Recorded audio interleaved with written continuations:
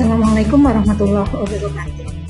Hari ini kita akan membahas critical discourse analysis dan satu teori yang mendukung dalam analisis wacana kritis, yaitu social actor theory. Jadi critical discourse analysis merupakan satu pendekatan dalam analisis wacana yang mempunyai beberapa premis bahwa language as a social practice. Jadi bahasa merupakan satu praktik sosial. Apa yang dimaksud dengan bahasa sebagai praktik sosial? Bahasa merupakan alat untuk kita melakukan berbagai hal. Jadi dengan bahasa itu kita memberikan efek atau ada dampaknya bagi dunia sosial. Dengan istilah lain, dengan kata lain, dalam istilahnya CDA ini disebut bahwa bahasa mempunyai fungsi, yaitu sebagai praktik sosial. Secara khusus bahasa membantu penggunanya untuk memproduksi, mempertahankan struktur sosial yang ada. Jadi ketika struktur sosial itu ada di tangan kelompok dominan, maka akan terlihat bahwa bahasa-bahasa yang dipakai itu adalah bahasa yang mendukung ideologi dominan yang ada dalam satu masyarakat. Nah, dari sini kita bisa melihat bahwa ada perbedaan power ya, perbedaan relasi kuasa antara berbagai kelompok sosial yang berbeda, berbagai institusi yang berbeda, dan berbagai kelompok orang yang berbeda. Jadi pertanyaan yang dikemukakan adalah siapa yang berkuasa dan siapa yang tidak berkuasa, siapa yang dihormati dan siapa yang tidak dihormati, siapa yang dominan dan siapa yang didominasi. Nah, itu beberapa pertanyaan dalam critical discourse analysis yang bisa kita ajukan. Yang berikutnya, critical discourse analysis menunjukkan bagaimana bahasa mempertahankan struktur sosial yang ada dalam masyarakat. Jadi bahasa yang kita gunakan merefleksikan ideologi atau cara pandang dunia yang kita miliki. Jadi misalnya kita mempunyai pandangan yang positif terhadap sesuatu, maka kita akan berbicara atau menulis sesuatu tersebut dengan cara atau dengan istilah-istilah yang positif. Jika kita mempunyai sudut pandang yang negatif, maka kita akan menulis, akan berbicara dengan istilah-istilah yang negatif. Ketika orang lain mendengar atau membaca bahasa kita, maka mungkin mereka akan setuju dengan kita, mungkin mereka akan tidak setuju dengan kita.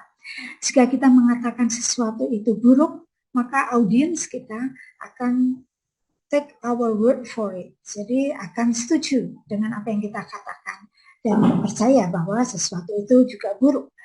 Jadi demikian pula sebaliknya, kalau kita mengatakan atau kita menyatakan bahwa sesuatu itu bagus, maka audiens kita akan seringkali setuju dengan apa yang kita katakan dan percaya bahwa itu bagus. Jadi hal ini terutama bila audiens kita atau pendengar kita tidak atau belum siap dengan pendapat atau opini mereka sendiri. Nah, jadi apa sih yang dilakukan dengan CDA? Nah, critical discourse analysis merupakan pendekatan atau satu teori untuk menganalisis bahasa dan wacana yang bertujuan untuk membongkar ideologi yang direfleksikan di dalam sebuah teks.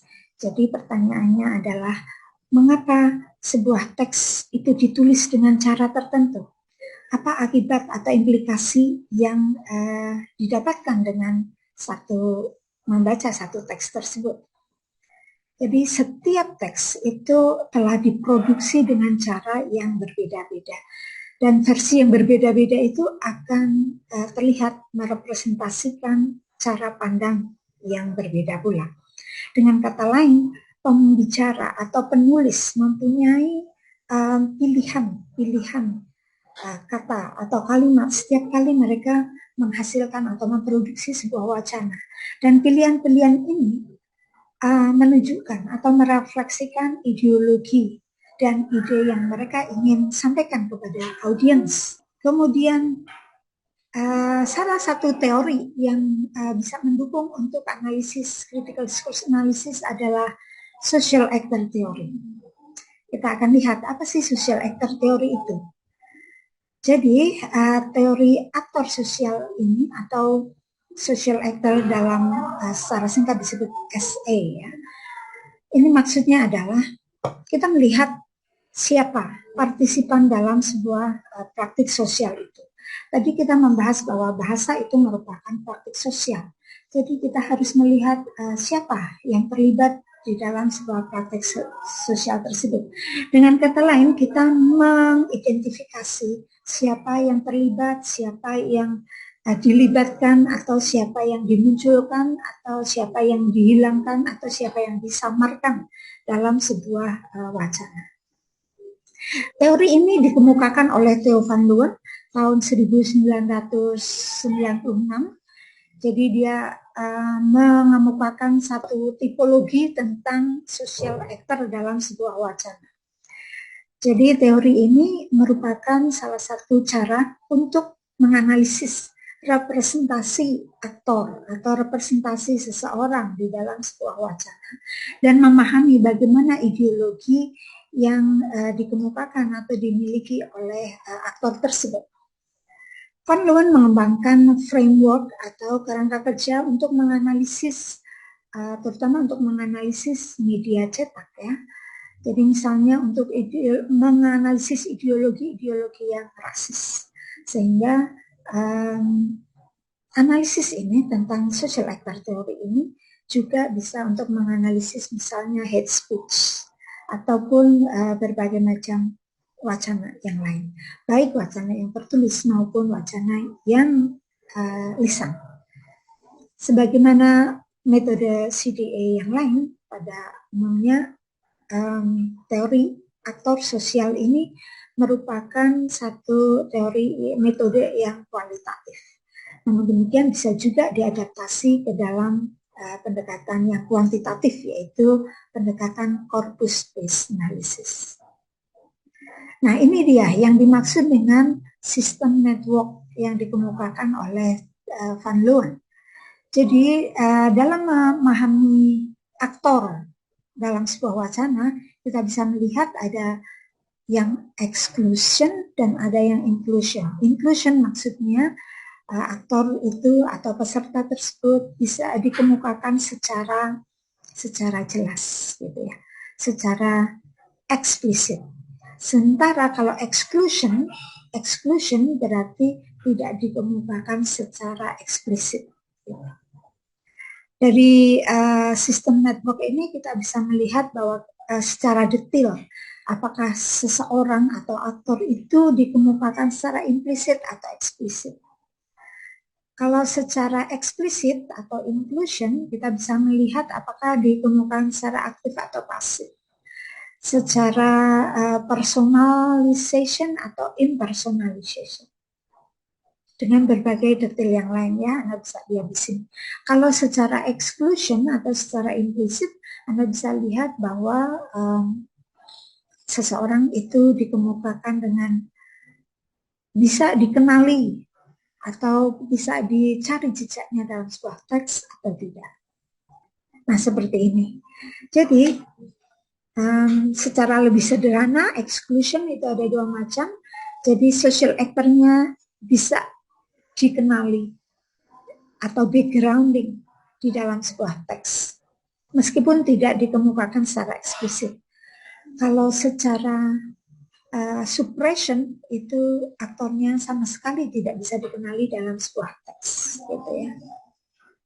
Itu yang exclusion. Sementara yang inclusion, aktornya bisa dikenali dalam sebuah teks. Yang kita bisa melihat dari sini tadi, inclusion itu bisa aktif atau pasif. Gitu. Pasif itu dia sebagai subjek atau sebagai orang yang menerima sesuatu tindakan. Kalau activation berarti aktornya sebagai subjek atau orang yang melakukan sesuatu. Kalau personalization itu ditunjukkan sebagai person, kalau impersonalization itu ditunjukkan sebagai non-person. Jadi tidak secara individual. Baik, ini tadi yang disebut dengan backgrounding. Jadi bagaimana mengenali bahwa aktor itu backgrounding di dalam sebuah teks. Misalnya kita bisa melihat dari nominalisasi kata kerjanya. Jadi kata kerjanya diberikan di dalam bentuk kata benda. Contohnya kata support. Dalam bentuk kata kerja, support sebagai kata kerja, misalnya lots of people support this idea. Jadi verb atau kata kerja support. Kalau sebagai kata benda, the level of support for this idea is high. Jadi kalimat ini, the level of support for this idea is high, tidak terlalu jelas siapa sebagai pelakunya ya. Tapi di sini kita bisa melihat bahwa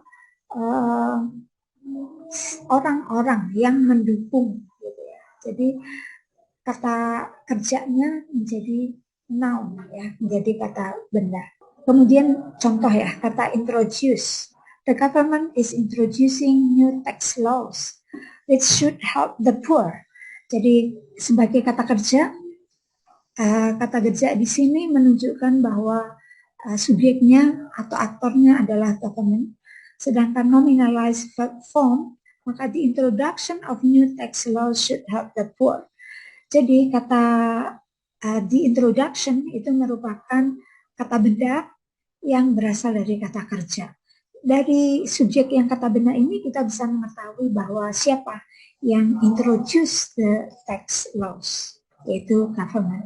Dari situ kita bisa mengenali bahwa aktornya itu backgrounding. Backgrounding itu tidak secara eksplisit dikemukakan, tapi kita bisa tahu dari sebuah teks bahwa siapa aktor tersebut. Oke, jadi backgrounding itu maksudnya adalah mengenali dalam sebuah teks, mengenali aktor atau pelaku dalam sebuah wacana.